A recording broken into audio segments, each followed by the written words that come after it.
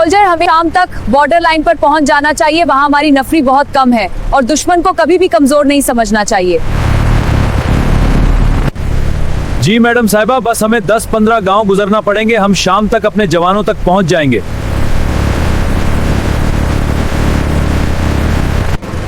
Madam साहिबा, सड़क बहुत खराब है। इस इलाके की हालत मुझे खराब ही लगती है। पता नहीं है कि एमएलए और वजीर वगैरह सड़कों पर तवज्जो ही नहीं देते। मैडम साहिबा, मैं गाड़ी की रफ्तार थोड़ा बढ़ा देता हूँ, इस तरह हम जल्दी अपनी मंजिल तक पहुंच जाएंगे। इंस्पेक्टर साहब, आप बड़े कष्ट लगा रहे हैं आज। क्या खुशी का दिन है? क्या बड़ा अच्छा मूड है आपका? हाँ, आज बहुत अच्छा दिन है। आज हमारे सरपंच ने आज हमें कहा है कि आप नाका लगा के रखो और गांव की तरफ कोई गाड़ी ना आए। सरपंच साहब, हमें माफ कर दें, हमें माफ कर दें। आइंदा से हम सर उठाकर भी नहीं देखेंगे। आज सरपंच साहब गांव में कुछ काम करने वाले हैं, इसलिए उन्होंने हमें बोला है कि हमारे गांव वाले रास्ते पर कोई भी गाड़ी नहीं होनी चाहिए। अब इधर से जो भी गाड़ी आएगी हम उसको दूसरा रास्ता लगाएंगे, ये वाला। आज हमारे मजे हैं, हम बहुत सारा माल बनाएंगे और बच्चों तुम्हें भी देंगे। अब सुन जरा, तेरे बाप ने तुझे बेच दिया है सिर्फ 20 लाख में। अब तो मेरी पत्नी बनने वाली है, जरा तैयार हो जाओ। तुम क्या समझते हो मुझे? अच्छा, तो तुम मेरे खिलाफ रिपोर्ट दर्ज करवाने जाएगी तो चलो फिर तुम एक रिपोर्ट दर्ज ना करवाना। छोड़ मुझे। चलो अब जाओ, जाके 2 रिपोर्टें दर्ज करवाना।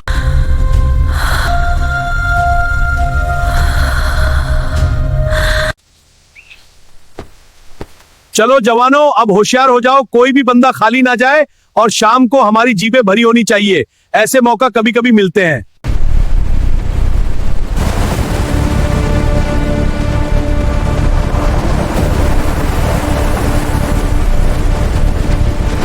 ये देखो, सामने मोटरसाइकिल वाला आ रहा है, इसे रोको जल्दी से। जी साहब। नीचे उतरो, साहब बुला रहे हैं। नीचे उतरो, कहां जा रहे हो? कागजात दिखाओ फौरन। अरे ओ मोटरसाइकिल वाले, चल नीचे उतर, तुझे साहब बुला रहे हैं। और बता, तेरे कागजात कहां हैं? साहब, मेरे पास कागजात नहीं है, मैं घर भूल आया हूँ।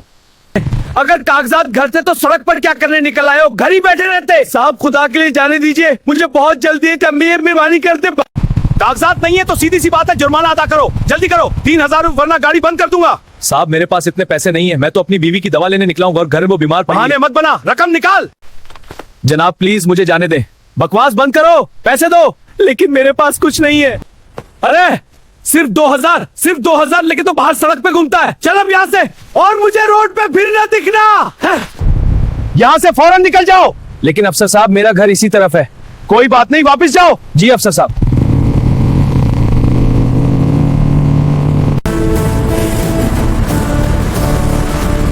सड़क बहुत खराब है, चलो ऐसा ऐसा पहुंच ही जाएंगे। और तुम सुनाओ, क्या हाल चाल है? ठीक है ना तबीयत तुम्हारी? अरे भाई राहुल, तुम बता, कब गांव लौट रहे हो? यार हम कहाँ गांव जा रहे हैं, बस रास्ते से गुजर रहे हैं, पता तो है ना। देख यार, 1.5 साल हो गए, अब तक घर नहीं आया। हाँ यार, सच में मन करता है उठकर घर जा दूं, पर क्या करें, ड्यूटी है। सही कह रहा है तू, कसी। यार मुझे अम्मा के हाथ के पराठे याद आ रहे हैं। हाँ, मुझे भी साग याद आ रहा है। हाँ सही कह रहे हो, घर का ख्याल बाद में, अभी मंजिल पे ध्यान दो। अब घर की सर, सरहद करीब आ रही है। हाँ सब तैयार रहो। जी सर, सब तैयार हैं। सड़क कुछ खिरदरी है, एहतियात से चल रहा हूँ। कोई बात नहीं, फर्ज निभाएंगे। हम सरहद की तरफ बढ़ रहे हैं। जी हाँ, फर्ज अदा करते हुए, पर उम्मीद रहो सब ठीक होगा। हाँ, गाड़ी को संभाल लूंगा। अभी जो भी गाड़ी आई है सभी को रोकते जाओ। सभी जो है अब 6-6 हजार निकालो, जुर्माना है तुम लोगों को। इस रूट पर कहाँ चल रहे हो? कागजात दिखाओ। ये डॉक्यूमेंट्स दिखाओ, गाड़ी के पेपर्स। जी साहब, ये रहा, सब कुछ प्रॉपर है। रजिस्ट्रेशन चेक करो, डेट देखो। जी बिल्कुल अपडेटेड है साहब। जनाब ये असल कागजात हैं, सब कुछ ठीक है। अरे ये तो जाली कागजात है, मुझसे तुम फ्रॉड कर रहे हो। जो चलो तुम अपनी जेबों से 8,000 निकालो, अपनी गाड़ी आ गया, खड़ी कर। ये कागजात गायब हो जाने चाहिए। जी जनाब, अभी जल्दी से निकालो। 8,000 साहब, यही है हमारे पास साहब, बस यही है साहब। चलो चलो अब जल्दी से अपनी गाड़ियां हटाओ और निकल जाओ।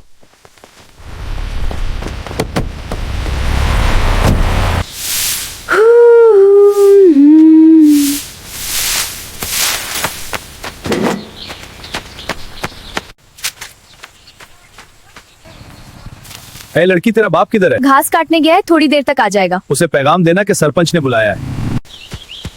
ठहरो ठहरो, मैं भी तेरा दूध निकालती हूँ।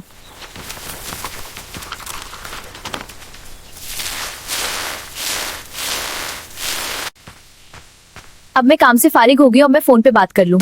हेलो हेलो हेलो हेलो, यहाँ तो हर वक्त नेट का ही मसला रहता है। बाबूजी आप आगे वो गने ले गए हैं। दो बेटी मुझे पानी पिलाइयो। बाबूजी आज वो सरपंच का आदमी आया था, वो कह रहा था कि अपने बापू को सरपंच के पास भेजियो, सरपंच बुला रहा है। बेटा ये तो बहुत गंदा सरपंच है, ये हमारी जमीन हड़प करना चाहता हैगा। उसने मुझे पहले भी एक बार बुलाया था और मैंने इनकार कर दिया था। मैंने कहा था मेरे पास सिर्फ 2 तो खेत है, मैं तुझे क्या दूं।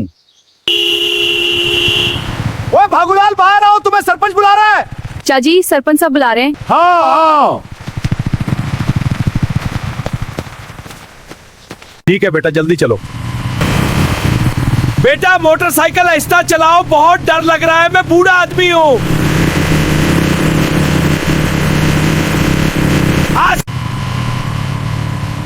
देखो तो कौन आए हैं। भागोलाल लग गया तो बजे, कश्ती बार मैंने बंदा भेजा। ए बूढ़े, तुझे मैंने कितनी बार कहा कि अपनी जमीन मेरे नाम कर दो। ए बूढ़े, तुझे मेरी बात समझ नहीं होती, तुझे और तरीके से समझाना पड़ेगा। अपनी जमीन मेरे नाम कर दो, तुझे और तरीके से बात समझानी पड़ेगी।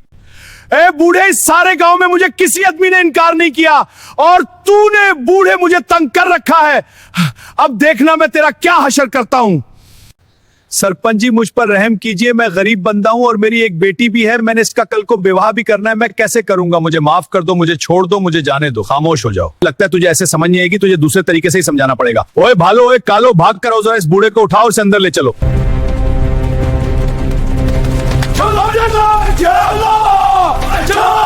जल्दी कर। मुझे छोड़ दो, ऐसा मत करो, मेरी बद्दुआ मत लो। तेरे जैसे बहुत आए बद्दुआ देने वाले, मुझे छोड़ दो।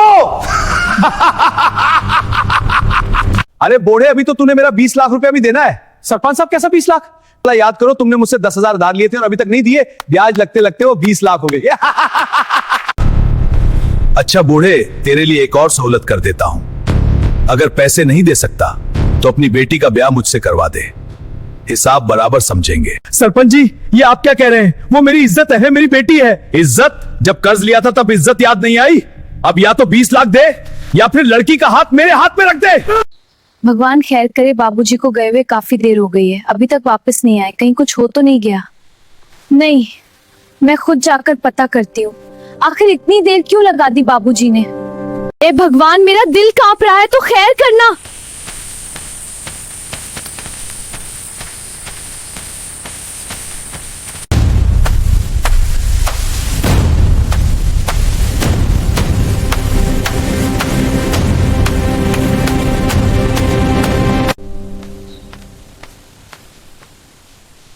भाई, आपने मेरे बाबू को तो नहीं देखा? वो इधर आए थे, अभी तक वापस ही नहीं गए। घर में इसका पूछने आई हूँ। पता नहीं मुझे। बचाओ बचाओ, मुझे बचाओ, मुझे छोड़ दो। मुझे अंदर जाने दो। रुको, अंदर जाना मना है। हट जाओ। मेरे पापा को छोड़ो। ए लड़की। अरे अंडो, ये मेरे पापा को क्या किया? इसने क्या कसूर किया? तुम लोगों को शर्म नहीं? मैं इतना जान, तुम लोगों को शर्म नहीं आती? एक बूढ़े आदमी के साथ इतना जुल्म, तुम्हें इसका हिसाब देना होगा। तुम मेरे पिता के साथ क्या कर रहे थे? उन्होंने क्या गुनाह किया था? तुम लोगों को कोई शर्म नहीं है? तुम एक बूढ़े आदमी के साथ इतना बुरा बर्ताव कर रहे थे। ए सरपंच, ये तो अपने के सामने करवा रहा था, तुझे शर्म नहीं होती? हम तो तुझे बड़ा मोअज़्ज़ज़ आदमी समझते थे, लेकिन तू तो बिल्कुल बेकार आदमी निकला। और तूने उन गुंडों से मेरे पापा को इधर। ए लड़की, मैं तो आदमी भेज रहा था तुझे उठाने के लिए और तू खुद ही आ गई। तूने तो हमारा काम और भी आसान कर दिया।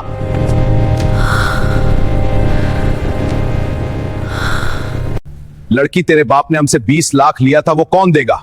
नहीं बेटा नहीं, ये सरपंच बिल्कुल झूठ बोल रहा है। मैंने इससे 1 रुपया भी नहीं लिया, ये खुद से ही 10,000 कह रहा है और 10,000 को ही ये 20 लाख बनाए पड़ा है। पापा, मुझे पता है ये झूठ है। बेटा, इन लोगों ने जबरदस्ती मुझसे जाली कागजात पर अंगूठे भी लगवा लिए हैं और हमारी जमीन भी अपने नाम करवा ली है। अब हम क्या करेंगे? ए सरपंच, तूने मेरे बाप के साथ ऐसा करके अच्छा नहीं किया, अब इसका खमियाजा तुम्हें भुगतना पड़ेगा। अब सुन जरा, तेरे बाप ने तुझे बेच दिया है सिर्फ 20 लाख में, अब तो मेरी पत्नी बनने वाली है, जरा तैयार हो जाओ। ये झूठ है, मैं कभी तेरी बीवी नहीं बनूंगी। अरे बूढ़े सरपंच, तो मेरी बाप की उम्र का है, तुझे ये बात करते हुए शर्म नहीं आती? उसमें शर्म कैसी, तुझे पत्नी ही तो बनाने जा रहा हूं, और जब ये 20 लाख दे देगा तो तुम चली जाना। तुम क्या समझते हो मुझे? अरे गुस्सा मत करो बेटा, चुप रहो तुम। नहीं, ए सरपंच, तेरी इस हरकत की वजह से मैं थाने में जाकर तेरे खिलाफ रिपोर्ट दर्ज करवाऊंगी। मैं देखती हूँ तो क्या करता है। थाने जाकर रिपोर्ट दर्ज करवा। हाँ, मैं जरूर जाऊंगी। बहुत बोल दी तुमने, अब चुप रहो। अच्छा, तो तुम मेरे खिलाफ रिपोर्ट दर्ज करवाने जाएगी तो चलो फिर तुम एक रिपोर्ट दर्ज ना करवाना। छोड़ मुझे। चलो अब जाओ, जाके 2 रिपोर्टें दर्ज करवाना।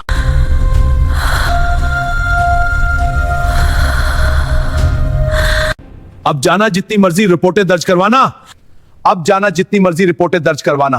बचाओ पापा, बचाओ बचाओ।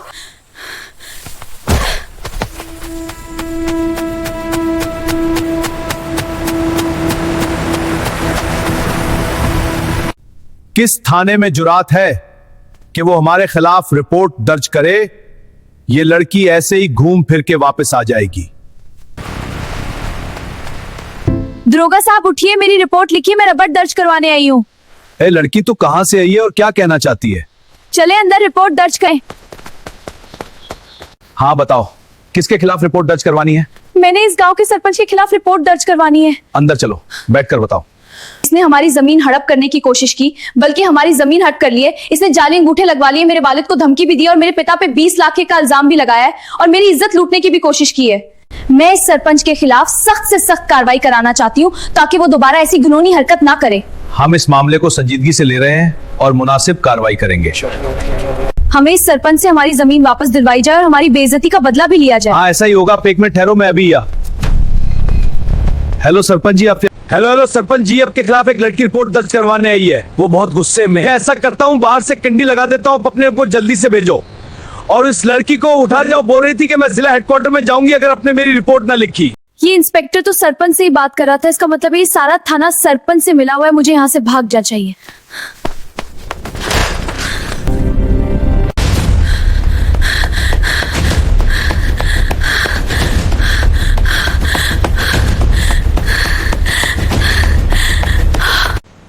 दारोगा साहब देखो, एक बड़ी गाड़ी आ रही है, इससे हम अच्छा माल लेंगे। रुको, पहले चेक होगा। हाँ, सब कुछ ठीक है। इजाजतनामा दिखाएं। ए फौजी, नीचे उतर, अपने कागजात चेक करवा। कहाँ जा रहे हो इस वक्त? जी सरकार, क्या मसला है? बस चेक करना है, जल्दी करो। जी सर, गाड़ी रोक रही हूँ। जल्दी करो, वक्त जाया ना करो। जी इंस्पेक्टर साहब, हमें आगे बॉर्डर पर जाना है, बहुत इमरजेंसी है, इसीलिए मैं खुद नीचे उतरी हूँ, वरना ड्राइवर आता। हमें फौरी क्लियरेंस चाहिए, कौमी सलामती का मामला है। तो फिर किसी फौजी को भेज देना था, वो मेरा क्या कर लेता?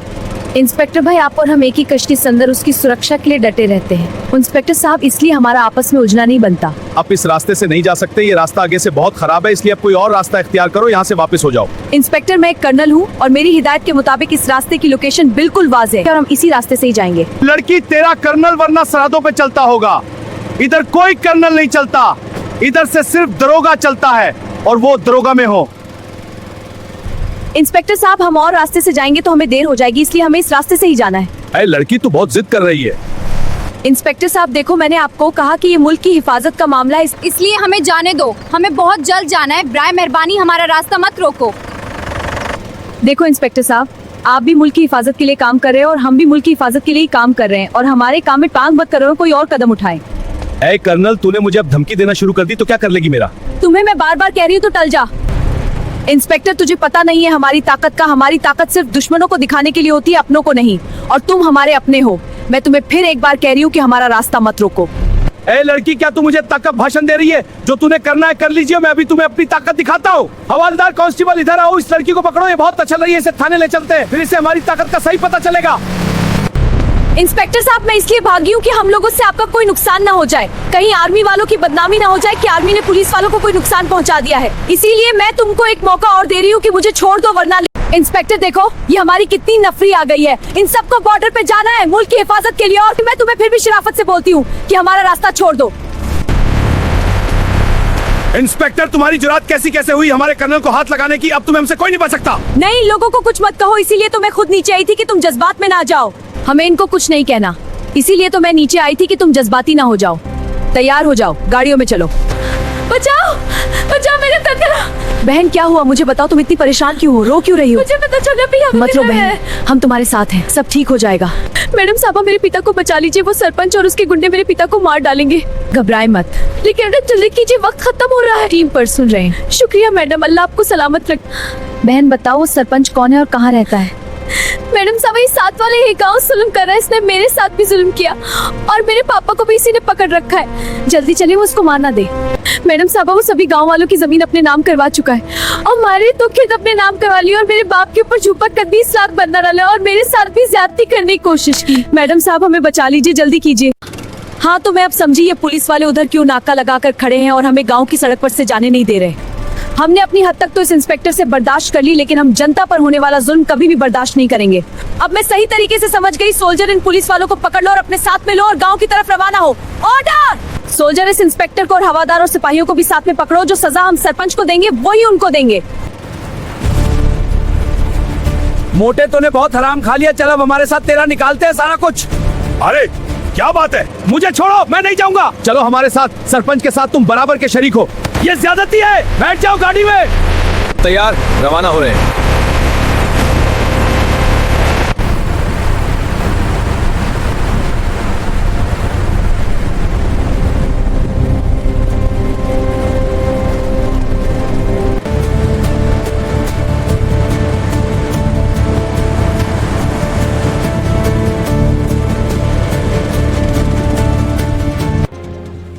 बुढ़े चुपचाप बैठ जा, तूने मुझे बहुत तंग किया था, याद है ना?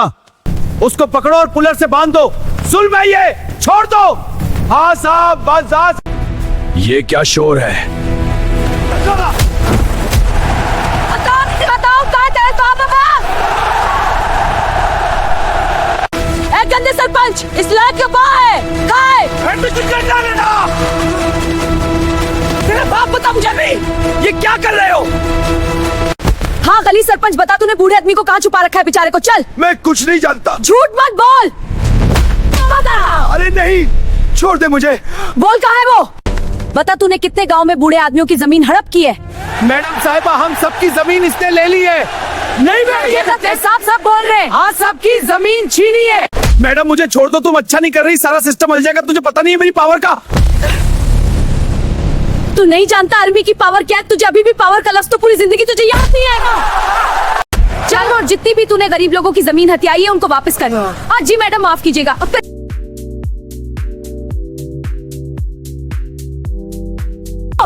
अरे छोड़ दो, इस अपने बाप को खोल अपने हाथों से। तुम सरपंच नहीं, सरपंच के रूम में एक शैतान हो और शैतान का इलाज करना हमें अच्छे से आता है। सोल्जर्स इसे सबक सिखाओ, उसका मना काला करो, जोतों का हार पहना। चलो मैडम साहिबा हमें माफ कर दे, हम आइंदा से ये काम नहीं करें। हम इन सरपंचों से बहुत दूर रहेंगे और ईमानदारी से काम करेंगे। चलो इंस्पेक्टर, अगर तुम एक माह के अंदर अंदर इन सब गरीबों मजदूरों इन गांव वालों को उनकी जमीनों का कब्जा दिलवा दो और उनके साथ अच्छा सलूक करो तो मैं तुमको माफ कर दूंगी। मैडम साहिबा हम भरपूर मेहनत करेंगे और इनकी जमीनों का कब्जा वापस लेकर देंगे और उनके साथ अच्छा सलूक करेंगे। आपको कभी भी शिकायत नहीं आएगी, हमारा महकमा भी बहुत खुश होगा। हमें बस एक बार माफ कर दो। ठीक है, लेकिन मेरी नजर है सरपंच, ये तो सिर्फ ट्रेलर है गांव वालों के लिए। अभी जो तुम्हें कानून सजा देगा, अभी इसका इंतजार करो। हमारा देश जिसकी हम हिफाजत करने के लिए बॉर्डरों पर ढके खाते हैं और आपको अमन और सुकून घर बैठे रास नहीं होता। और अगर हमारे घर में ही हमारी उस्टन उठ जाए तो हमारा बॉर्डरों पर रहने का क्या फायदा? सेना कभी भी बिना वजह हुकूमत या जनता के मामलों में दखल नहीं देती। सेना की ताकत चुप्पी में होती है और उसका सब्र अनुशासन से जन्म लेता है। लेकिन जब हालात हद पार कर जाएं, जब जुल्म इतना बढ़ जाए कि जनता की सांसें घुटने लगें और देश की इज्जत खतरे में पड़ जाए, तो फिर खामोश रहना कर्तव्य नहीं, गुनाह बन जाता है। उस वक्त सेना आगे बढ़ती है, सत्ता के लिए नहीं, किसी कुर्सी के लिए नहीं, बल्कि देश की मर्यादा, जनता की सुरक्षा और इंसाफ की बहाली के लिए। सेना का हर कदम बंदूक से नहीं, जिम्मेदारी से उठता है। यह कहानी आपको कैसी लगी? इस कहानी के जरिए हमने यह संदेश देने की कोशिश की है कि महिलाओं का सम्मान किया जाए, बुजुर्गों की इज्जत की जाए और किसी के माल या जमीन पर जबरदस्ती कब्जा न किया जाए। कानून आज भी जिंदा है और समाज की भलाई उसी में है कि हम कानून का पालन करें। यह कहानी AI की मदद से बनाई गई है। इसका किसी भी वास्तविक स्थान, घटना या किसी भी विभाग से कोई संबंध नहीं है। चाहे इस कहानी में सेना हो, पुलिस हो या कोई सार्वजनिक प्रतिनिधि। किसी को कमतर या गलत दिखाने का हमारा कोई उद्देश्य नहीं है। इस कहानी का एकमात्र मकसद समाज में जागरूकता फैलाना है, ताकि कानून की सर्वोच्चता बनी रहे और देश में न्याय कायम हो। अगर यह कहानी आपको पसंद आई हो तो चैनल को सब्सक्राइब करें, वीडियो को लाइक करें, ताकि आने वाली कहानियां सबसे पहले आप तक पहुंच सकें।